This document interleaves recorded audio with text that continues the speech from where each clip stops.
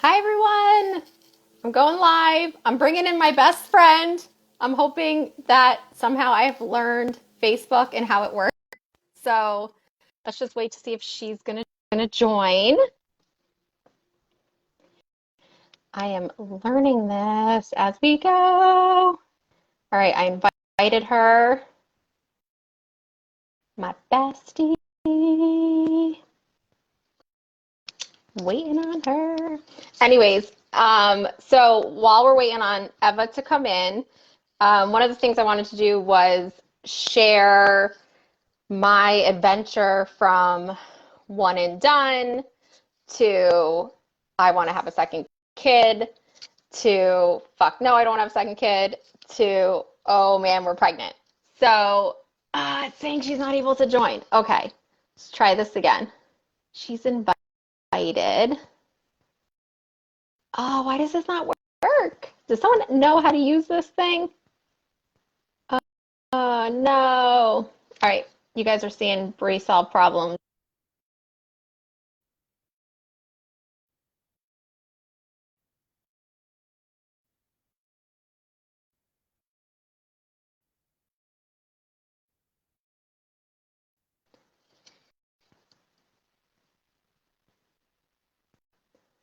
All right, she's invited. I might have to do this Zoom and record it and then post it. I've been so excited to do this. Hey, Jenny. I am waiting on my bestie to join. I can't figure it out. All right, give me 1 second.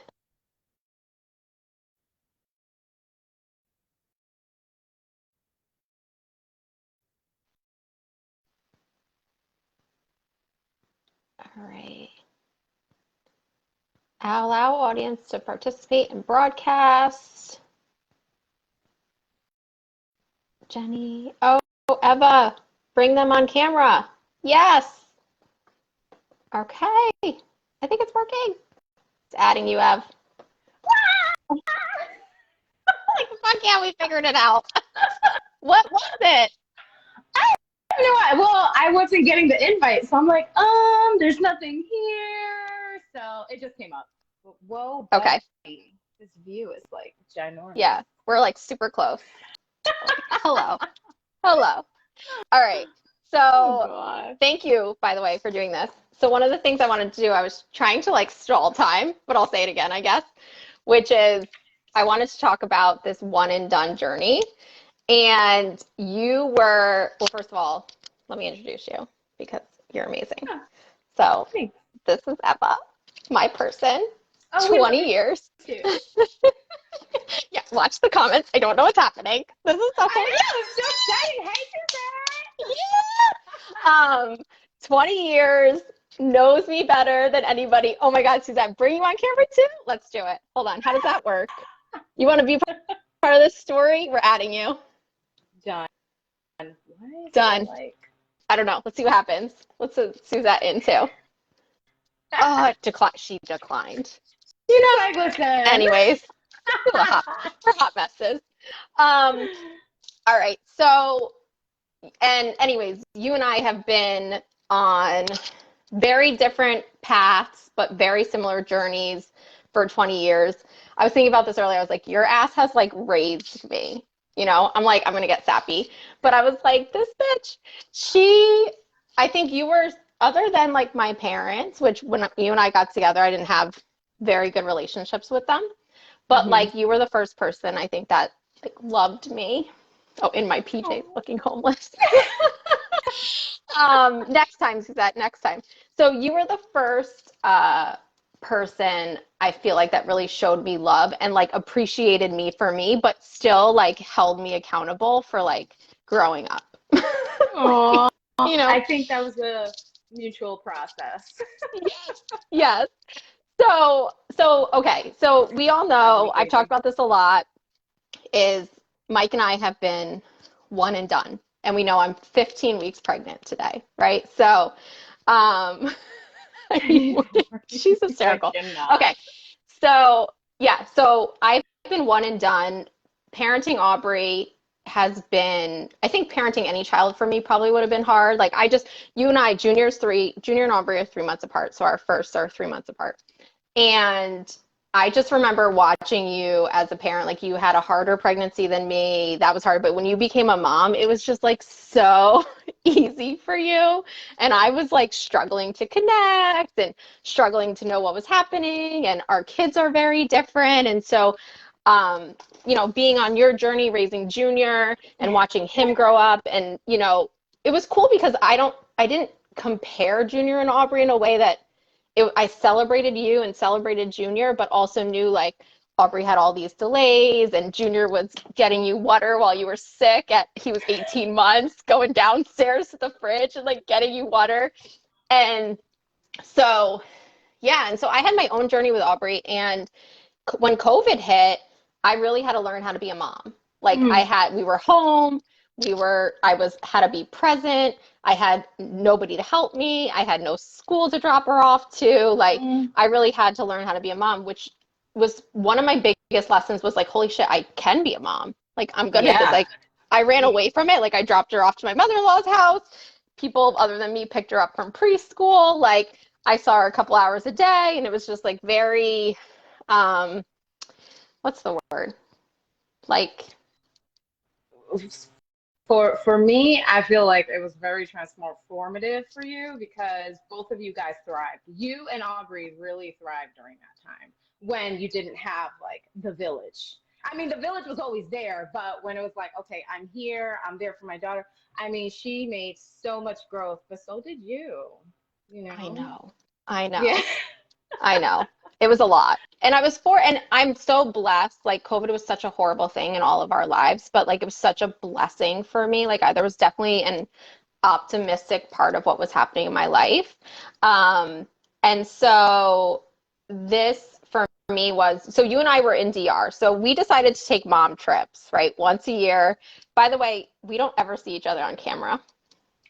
We talk on the phone all the time. We talk on the phone all the time. I know. Yeah. It's so funny. And I was like, holy crap. So we physically see each other like once a year, like actually see each other's faces. Yeah. And so we were on our mom trip in DR. You had just had Kaylani. So you were talking about the second kid. And she must have been what, like 6 months old at this point? Yeah. She's born in March, right? Yeah. Yeah. And so we were in DR. And I remember you and I were having this conversation. And I was like, holy crap, I want to have a second kid. Yeah. And it was like freaking shocked. What do you remember about that? Like I'm trying to think about like what it was like there. So I think you were like, there was a lot of back and forth between you and Michael because he comes from big family, all the siblings. I mean, just that whole piece that for you, obviously that was always something that you wanted. Like, here you were marrying this man with all this family. And so for him, I remember you just talking about like he wants to have kids that have siblings. I don't really know about that. And you did, like you really spent a lot of time just reflecting on your own journey. There goes can you still hear me okay? Yeah, I can hear you good. Cool. You reflecting on your own journey, just having siblings of your own. And obviously it was very different. So there were a lot of things, it's funny when I work with families, I'm always curious to learn about their childhood, but because it completely shapes how we adult, how we parent, it's all of it. But, I think for you, you were so focused on, I need to make sure that Aubrey's needs are taken care of, that she's always feeling special, loved, and important. And I'm afraid that bringing in another child is going to do something with that with the dynamic we already have. But you kept going back and forth on that. Yeah. And I was scared. Like, I think for me, I didn't think I had any love. I didn't think I could love another child and still love Aubrey the way she needed to be loved, so she didn't feel like she was excluded. And I talk about my own sibling journey, and that's a whole nother episode. But it's took me a long time to build those relationships up with my siblings because I didn't have them growing up. Mm-hmm. And so to me, I always said, like, why do you need a sibling? I had you, right? Like, you were my sister. And so, Mm-hmm. like, Dana was my sister. Like, it was like, I didn't need siblings. I had my people, my friends. I created communities that I need. So I didn't really Yeah. understand the importance of it. And I was so scared my biggest fear was that I kept saying, like, if we have another kid, I'm going to need to go to a mental hospital. Like, I was afraid for my Mm-hmm. own mental health. I was Mm-hmm. afraid Yeah. for Aubrey to feel the way I felt, right? My parents were present, but they weren't available. They had other priorities, and rightfully so. There were other kids that needed them. Um, and so yeah, so I remember sitting with you and I left DR like, I'm gonna get pregnant in I'm March. gonna We're have gonna a have a baby. This is 2021, right? And so I remember I got home and I was like so excited to tell Michael this decision. Lesson number two, whatever that is, don't make decisions without your partner. Because and like don't come in like, okay, we're gonna have another baby, like that's it, and we're going to therapy. Like that set him off. Because Michael's always said, like, unless like the world is crashing, like we're like aiming for divorce, which is not in our future, we're not going to therapy. Like it's just not a thing for him. And I needed to learn how to respect that. And like he was so clear. He said, I'll do the work, but I won't do it in front of somebody that doesn't know me. Right. So Mm. like you can go to therapy, you can have the conversations. He's always like, well, what does Eva say? Like he's like, did you talk to Eva? What did Eva say? But I, so that was like, it was crazy because I left that vacation with you and then I felt like my marriage got broken. Mm. Mm-hmm. Yeah. Like Mm-hmm. it was weeks and months of me bringing this up, but I didn't bring it up in a healthy way. Like I look back now and like I thought I did. Like I'm like I made this decision and we're gonna have another kid but we need to go to therapy. And it was like there's so many demands I put on him. Like I actually didn't communicate with him. I didn't share my thought. Like I shared more with you than I shared with him. Mm. And then I just had this expectation. That's a whole nother. I want to talk about expectations another day Oh too. I yeah, had this expectations is expectation huge. Yep. like that just set me up for failure, which is what expectations have done my entire life. And I've had some aha moments around that recently. Um, but I, looking back, I don't wish I did anything differently. I think we had to go through that. And we had to go through, we made a pro and cons list. Like my therapist was Mm-hmm. like, make a pro and cons list. So we made the cons list was like 2 pages long about why we didn't want another kid. Or yeah. And then the pro list was like this short. And Mike was like, you realize you're saying the same thing over again. And the only thing was like to love another child was like literally the only thing on the pro list. And it wasn't enough. And so we were like, okay, we're not having another child. Mm-hmm. A couple months later, Mike's like, we should have another kid. And I'm like, but we said we're not having another kid. And so this battle of that decision, it ate me away for a year and a half. Like, I don't even know how to explain it, but like, it was this big decision and I couldn't let it go. He couldn't let it go. And it was when I wanted one, he didn't want one. When Right. he wanted another kid, I didn't want another kid. Um, and I remember I got off birth control in March of last year. And I was like, I'm done with birth control. I'm done. Like, like Yeah. it wasn't even to have, and I Uh-huh. remember telling people, it's so I can, what did I say? Well, Listen, you were like, I just want to clean my system. It was like something holistic. yeah, I did. I I can't wanted remember to clean exactly, my but I know system. it was like I wanted to holistic. like, yeah, I wanted to get my hormones back on track. I wanted to know my body again. And I started to track my ovulation. I remember a friend of mine was giving away ovulation kits and I was like, I'll take them. She's like, oh, you're trying to get pregnant? I was like, no, like I'm trying to not get pregnant. So like I was like taking ovulation kits so I like wouldn't get pregnant, and like So understanding hilarious. my cycle and my body and all this stuff. And so, yeah, we went again. So we were in Puerto Rico, you and I, in October of last year, and I still wasn't pregnant. That's And I right. think I was like, I'm done. Like, Yeah. Yeah. and I went to the doctor and I was like, can I get my tubes out? Hmm. And I think I just did. Do you remember that? I was gonna get my tubes out. The universe just, it's so interesting because whenever we think we're ready, it's like there's always going to be something. I mean, we didn't we just talk about this like the other day? It's like we have all these plans. This is how life is going to go. And then it's like, not quite. You're not ready.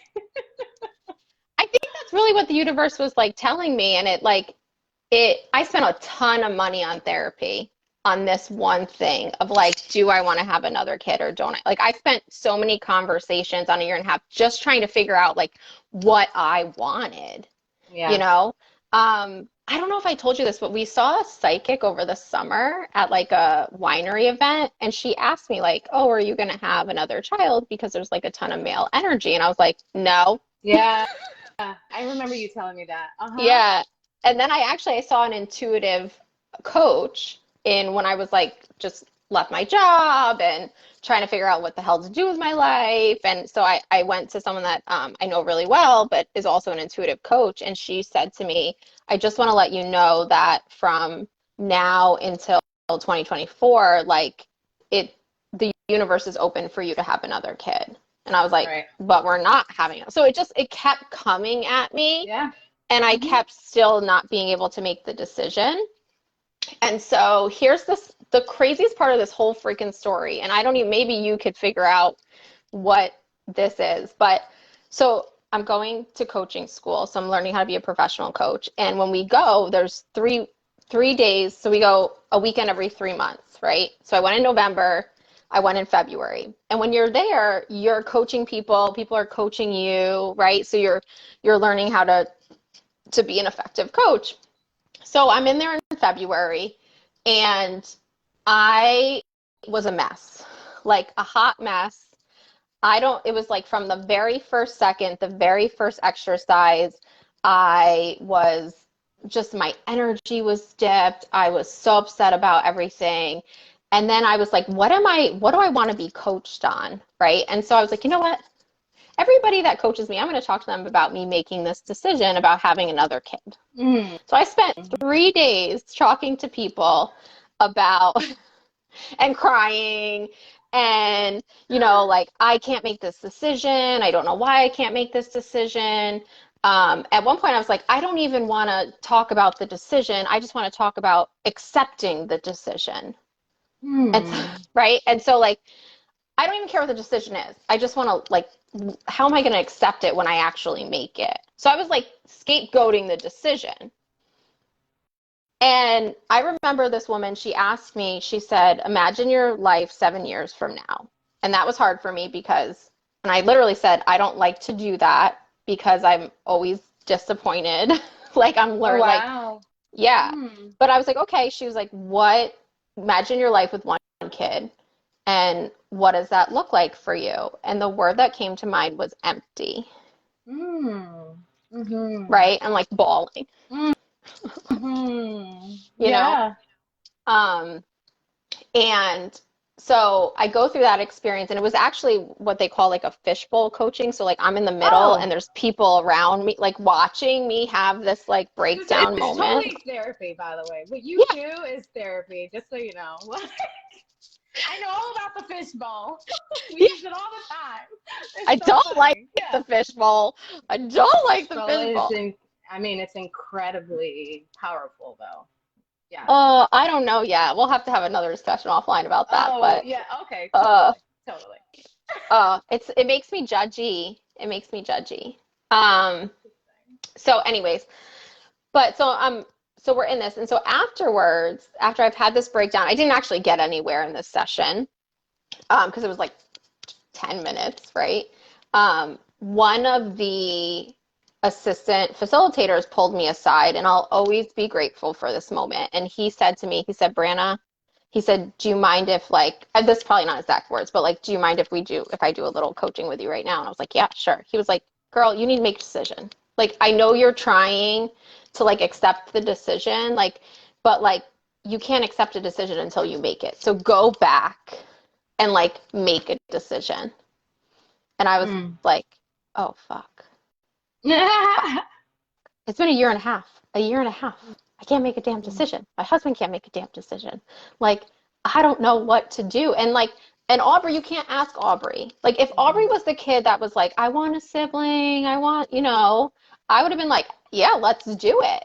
But we don't know what she wants. We don't know what, if she's happy with, I mean, we feel it, right? We're connected in that way to her, but like, we don't fucking know. We have no clue. And so, yeah, so that weekend, I also went to dinner with a woman who was telling me her story about how I think there's like a 7-year gap between her middle and her youngest. And she kind of had the same thing going on with her husband about, do we want another one? Do we not? She's like, we just left it up to a higher power and was like, okay, if I'm pregnant by May, then it was meant to be, like just leaving it up to a higher power. Yeah. And so these are like all the conversations I'm having that weekend. Guess what I did when I came home? Were you guys rabbits? Hell no. I told Michael, I was like, so mind you, Aubrey was home throwing up all weekend with Michael. Like he was super dad all weekend. I come home and I'm like, we're getting a dog. I don't want another kid. I remember you talking about the dog. Yeah, you did go for a dog. Say, okay, yeah. Yeah. So I was like searching for dogs. And he was like, let's have another kid. I was like, you just spent a weekend with somebody throwing up all weekend. How are we not on the same page again? Like, how are we not on the same page? And so Mike and I we were both always scared to, like, I hate to use this word, but like pull the trigger, like, you know, like test the waters, like, because I think we both didn't know what we wanted. And I think that's so hard to live with this, like, I could not figure out how to move on. I could not figure out how to say, yes, I wanted another kid, and then actually go forward and make it happen. And I couldn't figure out, no, I didn't want another kid, and go forward and make that happen. Like, I was just stuck in this cycle. It's so interesting, too, because I always felt that Mike did. Like, I always felt like he wanted another kid. In the beginning, we both wanted to, but then with Aubrey, like, I think both of us got a shock of parenting. And when you parent a kid who is neurodivergent and has unique needs, and then on top of, you know, she's autistic, but she's also nonverbal. And so, you know, I remember with my mom, when I was pregnant with Aubrey, my mom was like, you know, your kid could be autistic. And I was like, absolutely not. Like, I'm neurotypical. My husband, I didn't even know those words at the time, but I was like, I'm fine. My husband's fine. Like, no, like, what are you talking? Like, shut the fuck up. You know, like, why even say that? And so yeah, so like, I wasn't even, it didn't even cross our minds, I think, what was on the other side of our pregnancy for us with Aubrey. Yeah. And now we're at a place where, like, we've learned there's a level of acceptance and love that all of us, not just Mike and I, but like the whole family, like, that is beautiful. Like, Aubrey is Aubrey, and she is, to us, like, she's exactly who she's meant to be. And to her, she's exactly who she's meant to be, right? Like, we definitely are raising a kid that's like, this is me, and you know. And so fast forward, this was February, middle of President's Day weekend. And it was like March 8th. I didn't get my period. March 8th, do you remember the day? Yeah, it was like March 8th or 9th or something like that. And I was like, I remember telling Michael, and he's like, let's just wait. And I was like, it's not going to change. Like, I'm pretty sure I'm pregnant, like, you know. So I remember we took the test, and I just remember said positive, and the reaction we had with Aubrey completely different than we had this one. And it was like, cry. I just cried my eyes out, and Mike just sat there next to me, like just stunned. And I remember he's like, "What are we gonna do?" I was like, "I'm gonna call Eva." I remember the call. I remember the call. I was like, oh gosh, something's wrong. Oh yeah, because I think I text you, right? Yeah. You were like, are you available? And it's like 9 o'clock or something at night. Like, we don't talk at that time. We're in bed.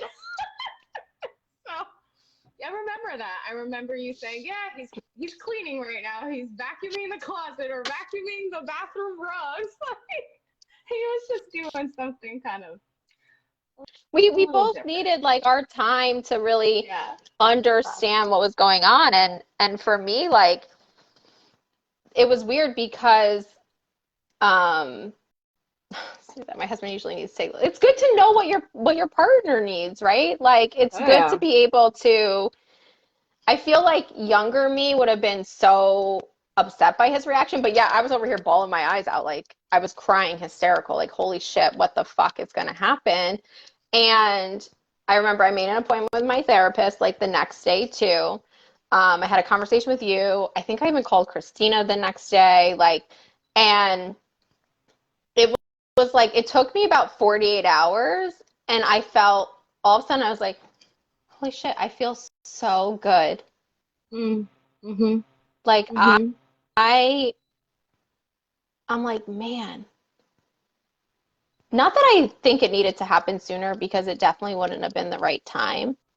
But like, had I known, you know, that whole, again, trust the process. Trust Like, the just because process. you think you want something, just because, you know, it doesn't need to happen right now, right then. Like, you can leave it open. You can trust the process. You can say, like, I'm just open to it if this happens, Yeah. you know. And so it took my a little bit longer than me. And I think too, once he saw like the first ultrasound, that was it, Yeah. like sealed the deal for him. Sure.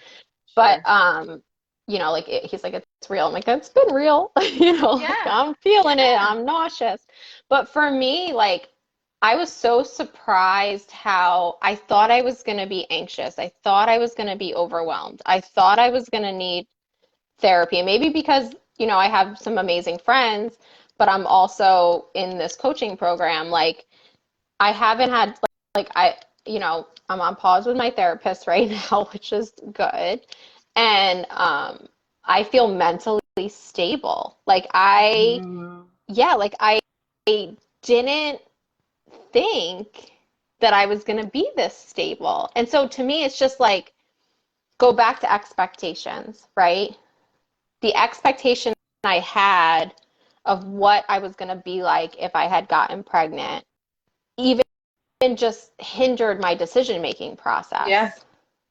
Mhm. Mhm. And that decision making process weighed on me so long, like literally ate away at me. Like I was like losing weight, like it, you know, I had a lot of shit happening too at work when I was working at the time. And so, but like I was like the skinniest I've ever been. Like it was, but that was the burden.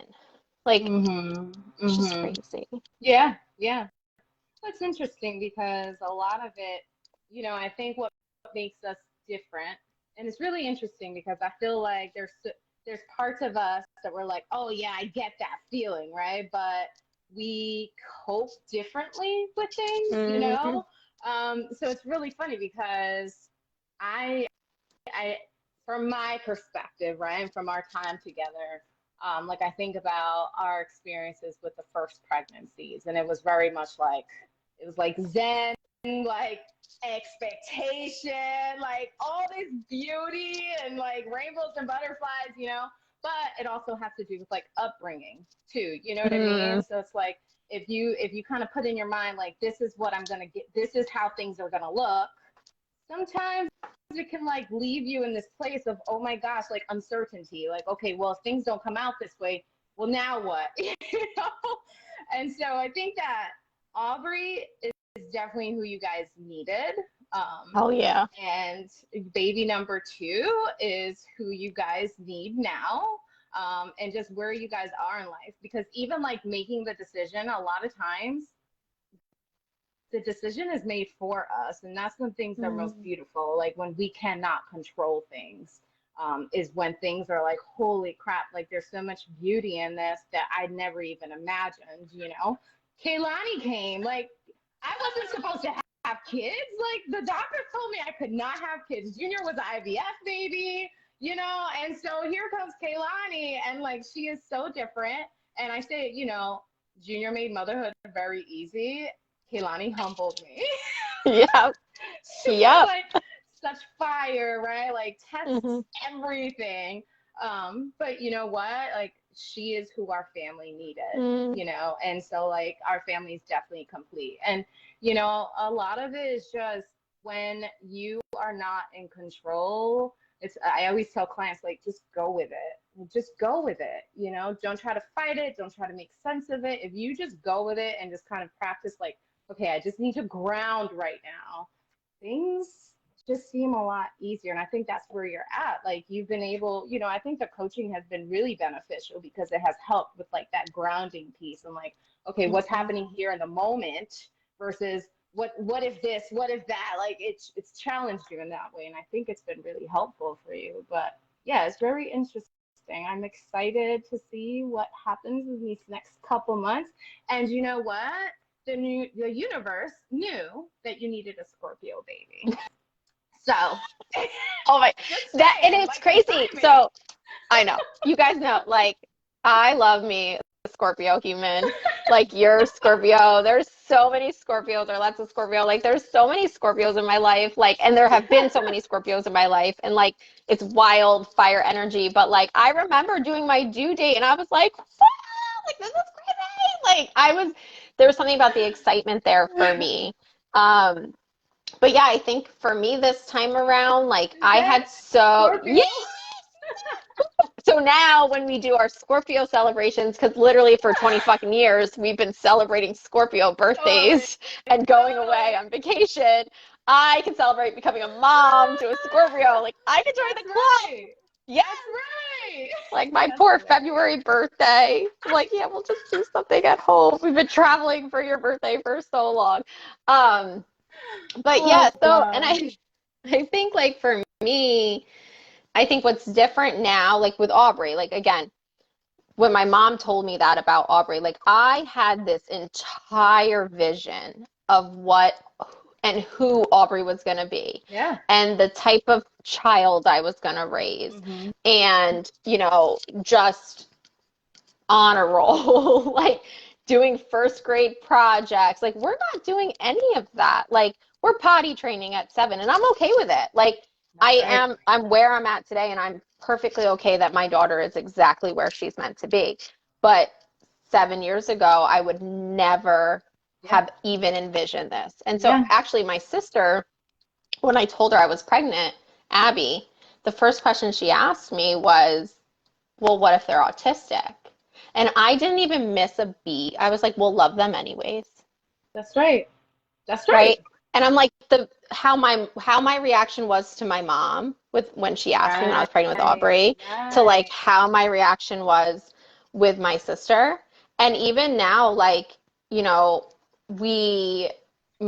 I'm being very careful with my language of like, I was talking to someone the other day, I'm like, well, if the baby talks, like if they talk, right? Not when they talk. Yeah. Because I know, like, if they do this, right? And so I don't want to put expectations on milestones, right? And I don't want to put expectations on the baby. And like, even like, you know, Aubrey slept with us for 4.5 years. So we're talking about, I'm like, I don't even need a nursery. Who knows what this kid's going to be like? Like, who knows? No, they'll tell you. If we need a crib, it'll take a day to get a crib together. Like, that's right. So I think I'm coming into this at a place where when you say like Aubrey gave me what I needed and gave Mike what he needed, it really was like this, stop putting expectations on your life. Stop putting expectations on your partner. That's a lesson I've learned through this whole thing. Because the minute you put expectations, there's no agreement to it. It's just, I expect you to do this, which in turn ultimately leads to either failure, Disappointment. Mm-hmm. disappointment, Mm-hmm. right? Yeah. How Yeah. many times do you expect your partner to do something or do it a certain way and you're like thrilled? Either they need it, which rarely happens because you're coming up with some crazy story in your head, Yeah. like, or Yeah. you're disappointed or you're upset or you're frustrated. And so, like, I think for me, this whole word of expectations, like I've been talking about it even with my coach, is Mm-hmm. like it's hard because we grow up on expectations, right? People have Well, expectations of us, we have expectations of us, like, but how do you actually get rid of those expectations? What do you tell your clients? Well, so it's interesting because when it comes to that, like what you said, like we were okay with that, but it's what we thrived off of. People like us thrived off of expectations, but not everyone is like that, you Mm-hmm. know? And so being aware of your own, like what drives you, right? And even like love languages, all of that. Like those expectations are inherent, like they're within us, And so just being aware that some people do really well with that. Some people need that. But Mm-hmm. then there's others that don't need it and will not respond to that.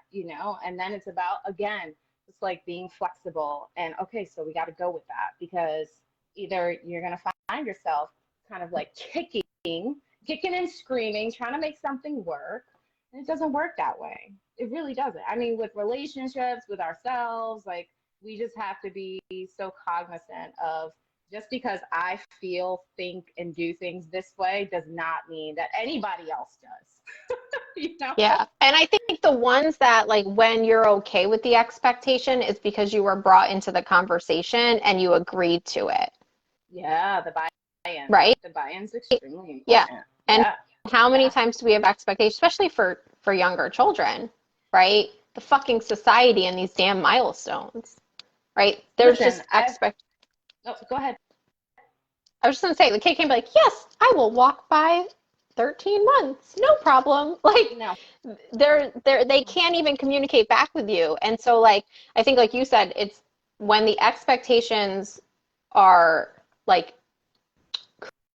co-created, right? And Mm-hmm. they Yeah. become an Yep. agreement, right? They're That's it. co-created, they become an agreement, and That's I it. agree to it because it motivates me, That's it. right? Yeah. Yeah. But like those Yeah. expectations that are unspoken, we put them on our children all the time. Like, and so that's like my biggest thing I want to work on for my husband, for myself, and for my children. I feel like Aubrey, I've gotten much, much better of letting go of those expectations. I think for for the little one, for the little boy, I think that it will I'll already have known how to let go of some of those expectations and just enjoy, like, be present. Like, expectations made me not present. They made me That's worry and they made right. me scared, right? And they made me Yep. fucking I was on Google rather than just playing with my child, you Yeah. Being know? in the moment. Um, Yeah. yeah. So I think for me it's like that lesson. And then removing the expectations from the partner as well. And Mm-hmm. if I want something to happen, then it needs to have a conversation. It needs to have buy-in. Right. And that's with everyone. That's our family. That's with everyone because we all have expectations on everyone we interact with. But it's when you're able to have that open, transparent conversation of, hey, this is what works for me. This is what doesn't work for me. Is there anything we can do differently? And that's when the shift happens, which is necessary. And it's such a hard conversation. Like, why is it so hard to have those conversations? It becomes Anyways, that's probably another easier. Yeah. Yeah, for when you do sure. it. Yeah. Yeah, Yeah. it becomes easier when you do it. So, Yeah. well, I am going to hop off of this. I'm going to call you on the back Yeah. end. But Sweet. thank you. I've just been wanting to share my story of this journey from the conversation of I'm ready to have another kid with you, like, to Love it. my husband and I and having some of the worst time in our marriage because I made a decision without even even taking him into consideration. Like, and I just came, like, I came home. I just assumed he was going to be on board. And then disappointment. I was upset, all this stuff, to really, battling with that decision within our family for over a year. And then like the universe. Like the universe literally, that whole weekend I spent crying and getting coached. I was already pregnant. Like I was just like, and people ask me because they'll be like, how are you doing? What decision did you make? I'm like, you're never gonna fucking believe it. I'm fucking The decision pregnant. was made for me. Yeah. And so like if that's not a lesson in trust the process, that's right. Just let your walls down and see what's gonna happen and lean in and like go back to like Brie, I'm a survivor. Like I make shit happen. Like I figure shit out. Like, you know what I mean? So like, that's right. Yeah. And so like, trust myself that what comes into my life is meant for me. That's right. Right. Yeah. Whether it ends horribly, right? Like a bad relationship or a horrible boss, like, but like, there's so many lessons in all of that. And so like, just to be open to say, Brie, like you can handle, there's nothing in your life that you have not been able to handle. And I think too, it's about like, I built my team. Like I built what we call our anabolic team, but I built my team of people around me that I can lean on, that I can call at night and be like, holy shit, I'm fucking pregnant and I'm hysterical crying and I don't know what to do. But like, I built this team of people, including my family, including people that have known me for a really long time. Like just, so it's been just this journey. And so I thank you for hopping on this with me. Cause I was I was like, I want to share my story. I want people to hear it. I hope somebody else sees themselves in it. And, if anyone needs to, you can reach out to me. I was an amazing therapist, but can't practice in New York. But if you're in North Carolina, that's right. That's awesome. Right. Yes. But yeah, so I love you, girl. All right, and I will talk to you in a minute. Thank you guys for joining. Bye.